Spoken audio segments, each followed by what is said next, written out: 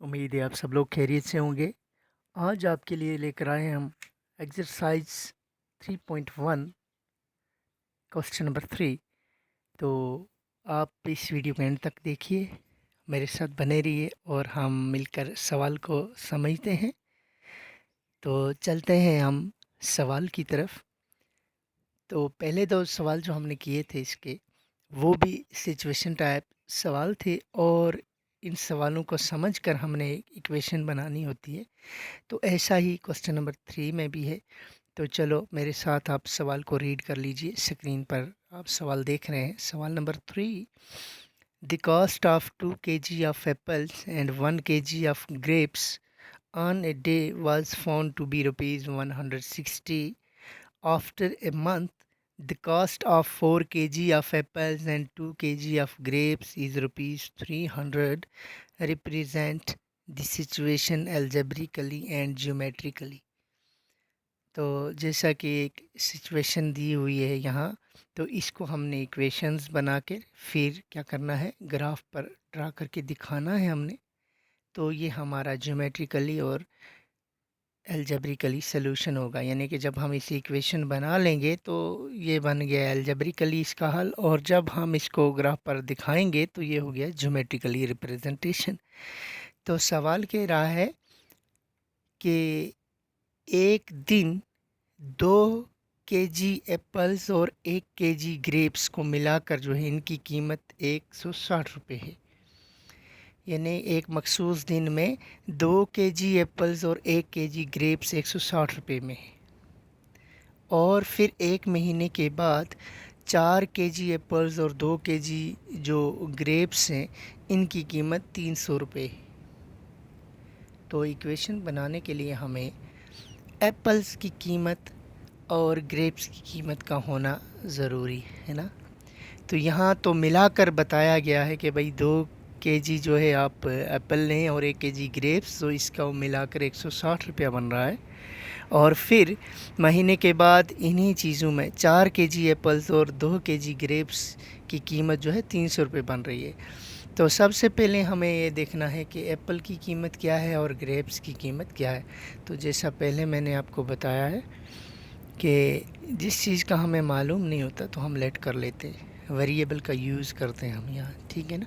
तो चलो मान लो मुझे पता चल गया कि एप्पल्स जो हैं उनकी कीमत क्या है और ग्रेप्स की कीमत क्या है। चलो मैं मान लेता हूँ कि 1 kg एप्पल जो है वो x रुपीज़ में है और 1 kg ग्रेप्स जो हैं वो y रुपीज़ में है। तो यहाँ मैं दो वेरिएबल्स का यूज़ करूँगा।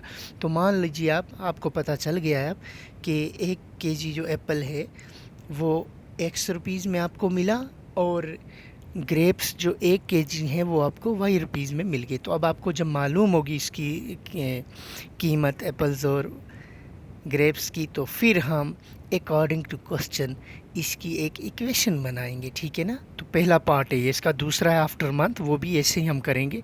तो देखना, चलिए आगे मेरे साथ। Let the cost of 1 kg of apple be rupees X. मान लिया हमें पता चल गया कि 1 kg जो एप्पल है हमने ₹1 में ख़रीदा और cost of 1 kg of grapes be rupees Y, और ग्रेप्स की जो कीमत है 1 किलो की वाई रुपीज़ है। अब सवाल कह रहा है, सवाल ने क्या कहा था, 2 kg एप्पल और 1 kg ग्रेप्स को मिलाकर हम 160 रुपया बनता है, ठीक है ना। तो हम कर लेते हैं 2x + y = 160। तो ये इक्वेशन नंबर 1 हमारी बन गई, ठीक है। अब जो इसका दूसरा पार्ट था सवाल का, after 3 months, after a month, वो था कि 4 kg एप्पल्स और 2 kg ग्रेप्स को मिलाकर जो बनते हैं 300 रुपया। तो 1 kg x रुपीज़ एप्पल और 1 kg ग्रेप्स वाई रुपीज़, तो 4 kg का बन जाएगा 4x और 2 kg ग्रेप्स का 2y, ठीक है ना। तो 4x + 2y = 300। ये हमारे पास इक्वेशन नंबर 2 आ गई, ओके। तो अब क्या है, ग्राफ पे दिखाने के लिए इन दोनों इक्वेशंस के हम कुछ वैल्यू निकालेंगे x और y के, ठीक है ना, दोनों इक्वेशंस के अलग अलग। तो पहले हम इक्वेशन नंबर 1 ले लेते हैं, ठीक है। कौन सी, 2x + y = 160। वैल्यूज़ इसलिए निकालेंगे हम x और y के जब हम ग्राफ ड्रा करेंगे तो कम से कम हमारे पास 2 वैल्यू होने ज़रूरी हैं, तो हम 2-3 वैल्यू इसके निकाल लेते हैं, ठीक है ना। तो पहले हम इक्वेशन नंबर 1 ले लेते हैं, ठीक है। तो हमारे पास इक्वेशन नंबर 1 जो बनी 2x + y = 160। तो वैल्यूज़ निकालने के लिए x और y के हम एक वेरिएबल को एक साइड में कर लेते हैं, है ना, दूसरे वेरिएबल को हम ट्रांसपोज कर लेते हैं दूसरे साइड में। तो इससे क्या होता है कि एक वेरिएबल का वैल्यू जब हम इस इक्वेशन में भरते हैं, x का लगाएंगे तो y का एकदम से निकल आएगा, कोई दिक्कत नहीं होगी, ठीक है। तो इसलिए हमने क्या किया यहाँ पे 2x + y = 160, y जो था इसके साथ कोई कोफिशिएंट नहीं था, इसको मैंने एक साइड ले लिया और 2x जो इसको ट्रांसपोज किया तो -2x बन गया, ठीक है। तो ये बन गया मेरे पास y = 160 - 2x। तो इसका सोल्यूशन ऐसे आएगा। अगर हम x का वैल्यू ले लेते हैं 50, आप कहेंगे सर आपने y क्यों नहीं लिया, आपने 1 क्यों नहीं लिया, 2 क्यों नहीं लिया, आपने 50 पर चले गए। तो देखिए हमें ये ध्यान रखना है कि जब हम ग्राफ ड्रा करेंगे तो x एक्सिस और y एक्सिस जब हम लाइनें वर्टिकल और हॉरिजॉन्टल ड्रा करेंगे तो इसमें क्या होता है कि स्केल का हमने ख्याल रखना है कि कितना बड़ा स्केल ले लें हम, कितना छोटा स्केल ले लें। यहाँ हमारे पास जो वैल्यू है, अगर मैं ले लेता हूँ x का 1 तो y जो आता है 158 आता है। तो आप खुद अंदाज़ा लगाइए 1 और 58 में कितना गैप है, जो स्केल कितना बड़ा चाहिए होगा। तो इसलिए हम ऐसे वैल्यूज़ लेते हैं जो करीब करीब हों इसके, ठीक है ना, हमें पॉइंट्स ड्रा करने में दिक्कत ना हो, हमारा स्केल बिल्कुल सही हो, इसलिए हमने बड़ा यहाँ ले लिया वैल्यू 50, ठीक है ना। तो x को जब मैं 50 लेता हूँ, यानी कि x की जगह जब इस इक्वेशन में मैं 50 भरता हूँ तो आप देखिए 160 - 2 × 50 हो गया 100। तो 160 में से 100 निकालेंगे तो 60 बचेगा, ठीक है जी। इसी तरीके से दूसरा वैल्यू हम 60 ले लेते हैं x का, put x = 60 in this equation. तो हमारे पास y क्या आता है 40 आएगा। अब x का वैल्यू अगर 70 लेंगे तो y का वैल्यू 20 आ गया, ठीक है, हो गया। ये हमने 3 वैल्यूज़ x y की निकाल लिए। अब इक्वेशन सेकंड पे चलते हैं। 4x + 2y = 300। तो यहाँ हम क्या करते हैं, यहाँ भी हम एक वेरिएबल को एक साइड कर ले लेते हैं। यहाँ जो है दोनों वेरिएबल जो हैं उनके साथ दोनों के साथ कोफिशिएंट्स हैं, एक के साथ 4 और दूसरे के साथ 2। तो चलो उनमें से एक को चूज़ कर लेते हैं। तो हम यहाँ y ले लेते हैं, y = 300 - 4x / 2।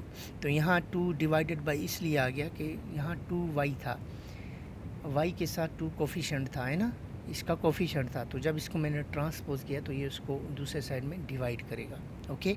तो चलो ऐसे ही हमने यहाँ भी बड़े वैल्यू इसीलिए ले ताकि इनमें गैप जो है थोड़ा थोड़ा रहे, ज़्यादा गैप ना बने हमारे पास, ठीक है ना। हमारा स्केल जो है वो ठीक तरीके से हम 10s 20s 10s में या 20s में ऐसे ड्रा करके दिखा सकें, ठीक है। तो यहाँ हमने x 70 ले लिया, यानी x का वैल्यू इस इक्वेशन में 70 भरा हमने। तो जमा तफरीक और डिवाइड यानी एडिशन सब्ट्रैक्शन और डिवीज़न करके हमारे पास y का वैल्यू 10 आ गया। इसी तरीके से दूसरा वैल्यू x का हमने 80 ले लिया और फिर y जब हमने x 80 ले लिया तो y उस वक्त हमें -10 आ गया। इसी तरीके से जब हमने x का वैल्यू 75 ले लिया तो y का वैल्यू हमारे पास 0 आ गया। तो ये हमने दोनों इक्वेशंस के वैल्यू ले लिए। अब क्या करेंगे हम इन वैल्यूज़ को ग्राफ पर प्लाट करके दिखाएंगे, ठीक है ना। हम ये पॉइंट्स लोकेट करेंगे। ग्राफ पेपर होता है आपकी टेक्स्ट नोटबुक्स पे आखिर पे, तो ग्राफ पेपर पे ये ग्राफ ड्रा करना चाहिए क्योंकि उसमें कोई गलती करने का कोई भी एहतमाल नहीं रहता, ठीक है ना। तो चलते हैं ग्राफ ड्रा करते हैं हम, ठीक है ना। तो ये दोनों टेबल आप देख रहे हैं इक्वेशन नंबर 1 में जो हम x और y के वैल्यूज़ ले लिए हमने, और इक्वेशन नंबर 2 में जो हमने x और y के वैल्यूज़ ले लिए। नीचे आप देख लें देखें ग्राफ बना हुआ है x एक्सिस और y एक्सिस। तो यहाँ जो है जब हम कोऑर्डिनेट ज्योमेट्री हमने पढ़ी थी और आगे भी हम इस पे काम करेंगे तो हमने देखा था जब दो लाइंस है ना, x एक्सिस और y एक्सिस एक दूसरे को काटती हैं तो 4 क्वाड्रेंट बनते हैं ना, तो 1 2 3 4 है ना। तो अब हम क्या करते हैं, अब जो पॉइंट्स हमारे पास टेबल पे है हम ढूंढते हैं। स्केल जो हमने ले लिया, देखो हमने रखा अपने वैल्यूज़ के हिसाब से जो स्केल ले लिया हमने, तो हमारे पास हाईएस्ट वैल्यू इसमें जो है हमारे पास 70 है ना, 80 है हमारे पास हाईएस्ट वैल्यू। तो 80 तक हम चलेंगे, 90 तक चलेंगे, लेकिन हमें जो है यहाँ 80 हाईएस्ट वैल्यू है। तो देखिए यहाँ अपने पहले एक इक्वेशन का जो वैल्यूज़ हैं x और y के हमारे पास 50 60 60 40 70 20 है ना। तो आप देख ले लीजिए, हमने यहाँ ड्रा कर दिए, पॉइंट्स लोकेट किए, फिर उनको आपस में मिलाया तो यहाँ 2 पैरेलल लाइंस बन गई हमारे पास, ठीक है ना। तो देखिए, जब आगे वाला चैप्टर हम उठाएंगे उससे पहले मैं इस पे बात करूँगा, ये जो 2 पैरेलल लाइंस होती हैं इंटरसेक्ट करती हैं या एक ही लाइन होती है, तो ये असल में जो है सिस्टम ऑफ इक्वेशंस में, जैसे हम कहते हैं consistent inconsistent system of equations, ये कैसे होता है, इस पे एक वीडियो बनाएंगे आगे वाले चैप्टर्स पे जाने से पहले। तो फ़िलहाल आप इतना, ये सवाल जो हमारा है इसको आप प्रैक्टिस कीजिए। मुझे उम्मीद है आपको ये सवाल जो है समझ आया होगा, तो आप इसको प्रैक्टिस कीजिए और कोशिश कीजिए ऐसे बहुत सारे सवाल आप खुद कर सकें।